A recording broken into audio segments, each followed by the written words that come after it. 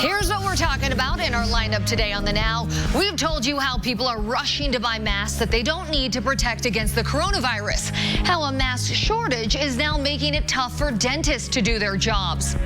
A new proposed crackdown on counterfeit products that show up on sites like Amazon and eBay.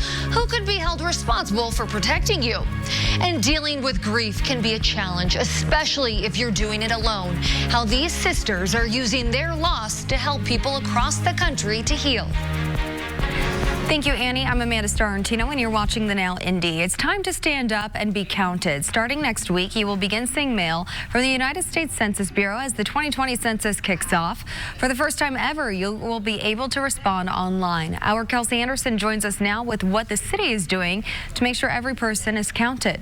Well, this map represents areas in Marion County that have been undercounted in previous census years, the dark blue being the most undercounted. And for every person not counted, that could cost the city $30,000 per person over the next decade. That's why the city created Count Me Indy, a campaign to make sure every person living in Marion County is accounted for on this year's census. Callie Kennington is the campaign manager for Count Me Indy, and she says the census needs to know who's in your community so they know what federal funding your community needs. And that goes towards broadly education, healthcare, transportation, emergency services. So to give you an idea of the kinds of programs that those are, that includes Medicare, federal Pell Grants, SNAP, WIC, different services that are going to benefit our city over the next decade. The campaign is also working to debunk myths that immigration and customs enforcement will have access to these records. Kennington says there are no questions on the census about citizenship, and all census records are sealed for 72 years. If you haven't self-responded by the end of April, that is when you will start seeing census workers coming to your home. They'll come up to 6 times if you don't self-respond, again, by the end of April. Working for you, Kelsey Anderson, RTV6. And soon the organization will be hosting events at libraries across the area to help those who do not have access to the internet self-respond online. Now, one Central Indiana church is really putting its money where its mouth is right now, wiping out $7 million in local medical debt, all by ushering goodwill within the church's walls. Mount Pleasant Christian Church in Greenwood has a special initiative called Change for a Dollar. The congregation is encouraged to give an extra $1 each week. The church takes those funds raised to give to someone who has been nominated who may need financial or prayer support. That could be someone suffering from a disease, a family grieving after a loved one died, or a single mother paying for a mortgage. It's a really exciting thing. Our people love it. You know, it gives them an opportunity to come to church and be the church. Come to church and know that they're doing something that's going to benefit somebody in a tangible way. Anyone, anywhere can nominate someone for a Change for a Dollar effort. On any given weekend, the church raises about $3,500 for an individual. But this past weekend, the church celebrated a milestone by giving away $1 million to families in need. Kevin. Just a few thin clouds, kind of a beautiful evening. That's down in Bloomington, Monroe County. Hey, wait a minute. Big game down in Bloomington tonight. Last 2 home games for the Hoosiers. One tonight, and then I think, is it Saturday? Brian in here, he's with me. I won't mention his last name because he can't tell me for sure, but I think it is Saturday. Regardless, 2 home games left in Bloomington. I got to leave that stuff up to Dave. 52, that's our current temperature. Wind out of the west-northwest at 13. 47 in Crawfordsville. The clouds that we have, mid to high level clouds, will continue to increase. Is that right, Saturday? Okay. And they play Wisconsin on Saturday, I think. Temperature 55 in Bloomington, 56 in Bedford. It's going to be dry this evening. I was moving this camera just a couple seconds ago. I was trying to find the control tower at the Indianapolis International Airport, and you can see it moving around still. It's still searching for the control tower. That's our Pagoda camera at the Motor Speedway. Temperatures tonight fall into the 30s. The wind will calm down.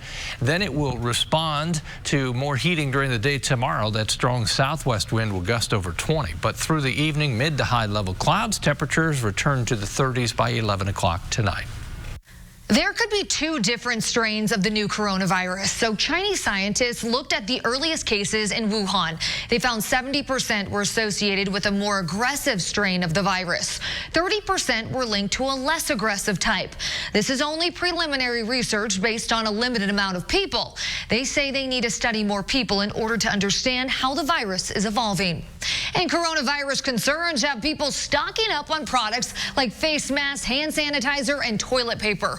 So much so, some store shelves are empty and online stock is running out. Panic buying arises out of rumors, unfounded information, and a lack of confidence. So don't believe everything you hear. Don't go out and buy things that you don't need. Cornell professor Karan Girotra says that fear creates shortages. Many of these products are made in America. Charmin toilet paper and Purell, for example. He says you need to recognize coronavirus is a slow-moving event. Companies have time to adjust supply plans, unlike an event like a hurricane. Panic buying creates problems for people who need these items more than the average person. Not everybody needs a face mask, but people who are more high risk, people who interact with other individuals, people who have a public-facing role, a cash register, somebody who's an Uber driver, is probably more in need of one of these face masks. So he says you likely won't see price increases. If the cheap brands run out, then you may be forced to buy more expensive ones. He also says companies need to be more open about the supply they have. All right, let's start the Now News feed. The Supreme Court appears divided after hearing arguments today in the first major abortion case since 2 conservative justices were added to the bench. The case looks at a Louisiana law that requires doctors who perform abortions to be allowed to admit patients at a nearby hospital. The U.S. launched an airstrike against the Taliban today. President Trump talked to a Taliban leader yesterday and said both agreed to no violence. The U.S. says the strike was a defense measure. Well, secondhand smoke is bad. So is third-hand smoke. Yes, a new study says humans can carry compounds from smoking on their bodies into non-smoking environments. Until now, it was believed the compounds would only be on walls and seats. All right, back to our lineup. Preventing knockoff products from getting to you. There's a new push to crack down on counterfeit products that show up on sites like Amazon and eBay. But the question is if it goes far enough. Keller and Keller. Right now on our TV6, he is hoping to walk his message of hope for PTSD survivors all the way across the United States. Army veteran Stephen Myers walked into Indianapolis today on his trip across the nation. His goal is to help those suffering in silence with PTSD. He says he began walking last year when his grandfather died. By Thanksgiving, he was walking 25 miles a day and says he had a lot of time to think. I was like, you know what? Maybe I'll walk across the United States. But it can't just be for me. It's got to be for something more. And because I'm a veteran with post-traumatic stress, I want to tell people about the things that I went through. And so that way, maybe if they're afraid to seek help, maybe they can get a little bit from my story. Myers says he still lives with his PTSD on a day-to-day basis, and knowing he has support and resources helps him get through. New legislation aims to crack down on counterfeit products sold online. The ShopSafe Act of 2020 would require online retailers to take steps to prevent knockoff products from being sold on their websites. If they don't, well, then companies like Amazon and eBay could be held accountable. One attorney tells us these regulations are long overdue. There's always been a rush to be able to let third-party sellers get on these platforms and sell products, as opposed to stopping and holding things back to ensure they can verify 100% that the products are legitimate. Josh Gervin says most people don't realize that they bought a counterfeit product until they contact the real company with complaints. To him, this bill doesn't go far enough to protect consumers. He thinks retailers should be liable for any defective products sold on their platform. But if you just go on to Amazon and buy a generic product from a third-party seller that may hurt you in some way, this bill would still not enable you to sue Amazon. Your only recourse would be to go after that third-party seller, which in most cases you'll never be able to find. At a committee hearing in D.C. today, Amazon testified it already prohibits the sale of counterfeit products. The company has invested millions and has thousands of employees dedicated to preventing fraud and abuse. In 2019, our proactive efforts blocked over 2.5 million bad actor account creation attempts before they were able to publish a single product for sale. Amazon says it also continues to monitor accounts over time, including millions of new listings every day. Well, ahead in our lineup, two sisters, both touched by tragedy, are helping change our understanding of grief, how they're using their loss to help people across the country to heal. That's our TV6 is working for you. Let's start the Now News feed. The next step in gene editing. For the first time, scientists have edited DNA while it's still in the person. They inserted a tool into a person's eye in an effort to reverse a blinding genetic disorder. Jeopardy host Alex Trebek marking 1 year since being diagnosed with cancer. Trebek said only about 18% of people diagnosed with his kind and severity of cancer make the 1 year mark. Well, the 2 year survival rate is 7%. And Trebek said that he is confident that he will make it. A failing grade for the world when it comes to fighting obesity. The World Health Organization says 1 in 5 adults are expected to be obese by 2025. The WHO says every country is off track to meet its 5-year goals on obesity. All right, so we know the benefits of having kids in team sports. New research suggests parents may be negating some of the exercise benefits. Brigham Young researchers found parents brought post-game snacks about 80% of the time. 90% of those snacks were sugar sweetened. Researchers calculated these young athletes burned 170 calories per game, but on average, they had 213 calories from snacks and drinks after the game. Well, the loss of a loved one is devastating, and dealing with the grief is a complex process. Two sisters, both touched by tragedy, are on a mission to help others heal their hearts. It's a program open to anyone thanks to technology. Usher Qureshi has the story. That was his first birthday. You look like a baby too with them. Erica Honore's son Austin left a lasting impact. I woke up looking at pictures, smiling, remembering the times that I had with him. On this day, what would have been Austin's 24th birthday, pictures are the celebration of a little boy who never grew up. I wonder what it would look like now. In 2006, my 10-year-old son Austin drowned on a boating trip with my husband on Father's Day weekend. It was Erica's elder sister Sharon who had to break the catastrophic news. I was thinking, I don't know anything about grief. What are we going to do? How am I going to help her? Because at that moment, I thought I needed to fix her. I thought, okay, she's broken. I need to help her. So this is the journey I walked with him while he was here. The two of them founded an educational program to learn how to navigate the grief and began helping others find their way through pain. We don't use the word closure. But in 2015, more hurt. Erica's other son, Donovan, 2 weeks shy of his 21st birthday, died in a motorcycle accident. The injustice of the fact that I had lost not only another child, but my friend, I fought against it. I tried to stuff the feelings. I tried to not. I pushed back against everything I knew to be true as a grief specialist. Together, the sisters worked through another tragedy, forming a new program around grief and loss. Hi, friends. Welcome to Healing Starts with the Heart, the podcast. The program is offered to anyone over social media, podcasts, and counseling sessions. Here's the most amazing thing that I think a lot of people don't understand. Grief is not just for death. No. Grief is any loss that takes place in your heart. Divorce, loss of a job, or a broken relationship. All say the sisters cause pain. I have friends who've lost spouses, and I thought, this is not comparable. For Tamara Moss, the grief came from choosing to sever ties with her biological father. I was grieving the loss of a father who's still alive. Even losing someone you may not know personally. The death of NBA legend Kobe Bryant, a collective loss felt by millions. I didn't know Kobe personally, other than I live in LA, but my heart was broken. It's so important to acknowledge the uniqueness and individuality of grief. I'm a mother who has lost 2 children. I would never walk up to Vanessa Bryant and say, I know exactly how you feel, because I don't. Most important, they say, is to find a partner, one who will listen. Just listen, because it's through the talking it and saying it out loud that they start to go, okay, their heart and their brain start to kind of line up. Reporting from Howe, Texas, I'm Usher Qureshi.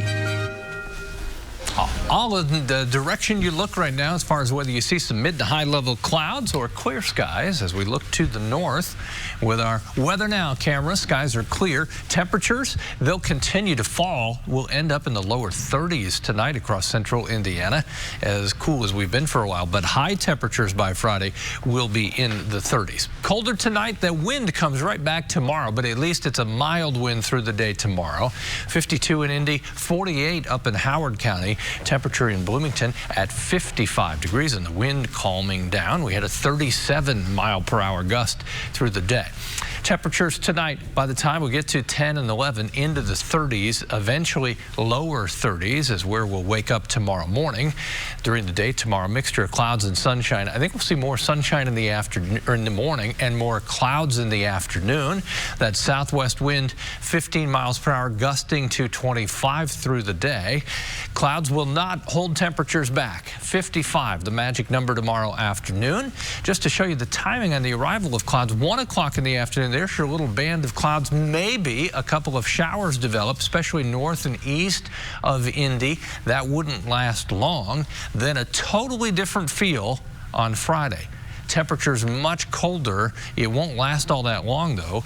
Noontime temperature of 35. We stay in the 30s. It's been a long time since we've had a high temperature just in the 30s.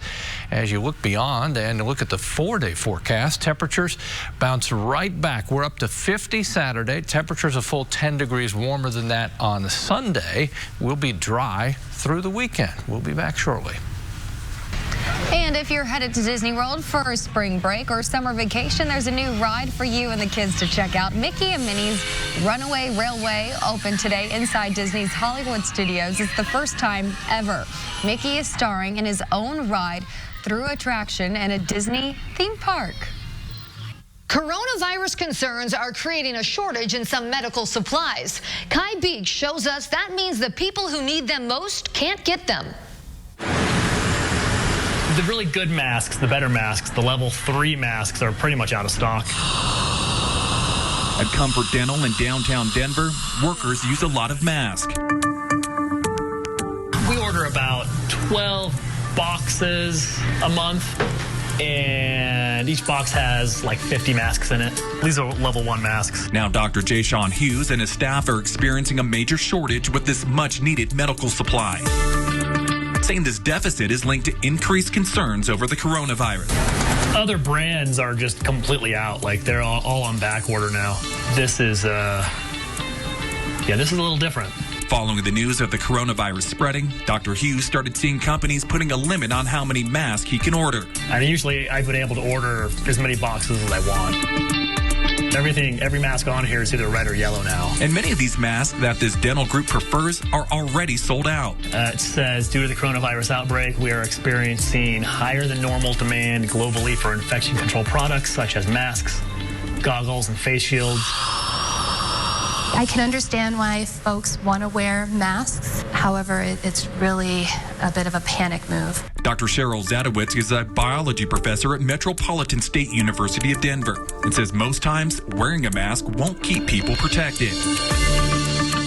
They may not actually have any benefits whatsoever because you could just be wearing it long term, getting it saturated, and that can actually potentially make you more susceptible to contracting other things. The Surgeon General recently urged the public to stop buying masks and leave them for health workers, tweeting they are not effective in preventing general public from catching coronavirus. But if healthcare providers can't get them to care for sick patients, puts them and our communities at risk. Dr. Zadowitz says the best defense against the coronavirus is a good old-fashioned hand washing. Scrubbing your hands with soap and warm water for at least 20 seconds. Coronavirus isn't the only thing that we're hoping to protect from, you got the flu, colds, and stuff like that. Adding if the concerns continue to grow and the supplies continue to shrink, they may have to take drastic measures to stay safe. I mean, long term, if this thing kind of blew up, then yeah, you could see offices not opening here and there if it did spread and get worse. Causing more disruptions in our daily lives. I'm Kai Beach reporting. Kai, thank you. Well, next in our lineup, the amount of debt seniors are dealing with is soaring, and it can be tough to get out of it, especially if you're on a fixed income. We're getting advice from a group who specifically advises seniors.